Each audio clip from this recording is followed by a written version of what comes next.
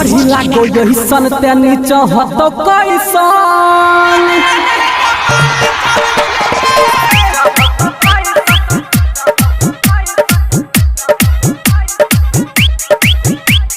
ढोरी लागो यही सन ते नीचा हतो कैसन देखे जे समान तोरा तोरबो सोना जैसन जरन मर कहरी गे सच बनियारी गे थाना पुलिस विधायक हमरा कुछो नहीं करतोगे अब बोलता तोरा हम हजरिए सतलियो तू अपने से खलभी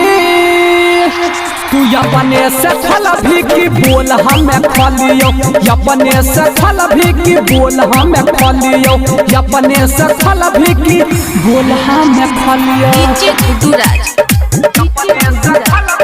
JK Yadav Films Mixed by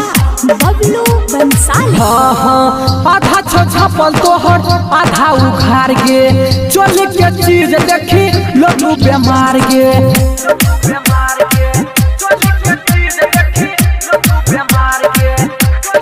हाँ हाँ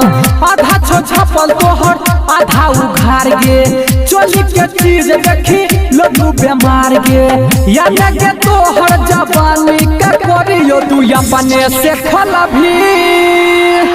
तू अपने से खलभी की बोल हमें खलियो अपने से खलभी की बोल हमें खलियो अपने से खलभी की बोल हमें खलियो DJ Guduraj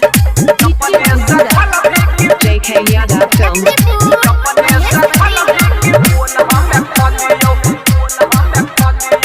Singing by Sanjeev Yadav हाँ हाँ नचा कम तू तो हिले छो बेसी गे कह छो संजीत यादव मालू छी देसी गे